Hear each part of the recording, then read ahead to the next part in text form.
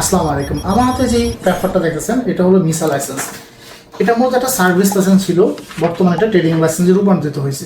প্রিয় ভাই, এই সার্ভিস থেকে ট্রেডিংয়ে রূপান্তর করতে হলে মূলত কি কি ডকুমেন্টস লাগে বিষয়টা আপনাকে সহজে একটু বুঝতে হবে। প্রথমে আপনি দুইটা লাইসেন্স করতে হবে, আরও দুইটা লাইসেন্স করতে হবে। যেহেতু আপনার সার্ভিস লাইসেন্স ছিল তখন আপনার কাছে একটা লাইসেন্স ছিল, ধরেন মাদার কোম্পানি। পরে যখন আপনি আরও দুইটা লাইসেন্স করবেন তখন আপনার কাছে কয়টা লাইসেন্স হবে? তিনটা লাইসেন্স হবে। তিনটা লাইসেন্স হওয়ার পরে আপনি মিসাতে আবেদন করবেন 30 মিলিয়ন রাসমাল দিয়ে। আবেদন করার পরে আপনার এটা অ্যাপ্রুভালে চলে আসবে। অ্যাপ্রুভাল আসার পরে আপনাকে সিজিল তিজারিতে মেমোরান্ডামে আপডেট করতে হবে।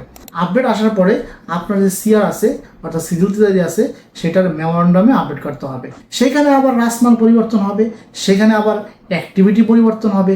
এখন প্রশ্ন হলো, সার্ভিস এবং ট্রেডিংয়ের যে পার্থক্য মূলত অ্যাক্টিভিটি, অর্থাৎ হোলসেল রিটেল যেই অ্যাক্টিভিটিগুলো রয়েছে, তিজারির যে অ্যাক্টিভিটিগুলো রয়েছে সেটা মূলত ট্রেডিং ক্যাটাগরিতে পড়ে। অর্থাৎ ওই অ্যাক্টিভিটিগুলো দিতে গেলে আপনার শর্ত হলো 3টা সিআর লাগবে, রাসমাল 30 মিলিয়ন হইতে হবে। এবং আপনি ওই সময় চাইলে আপনার কোনো অ্যাক্টিভিটি যদি পরিবর্তন করতে চান, আপনি যদি কোনো শেয়ার পার্সন অর্থাৎ যাদেরকে ম্যানেজার দিচ্ছেন তাদের পরিবর্তন করতে চান, আপনি যদি কোনো অ্যাড্রেস পরিবর্তন করতে চান, একসাথে সবগুলো কাজ কিন্তু করা যাবে।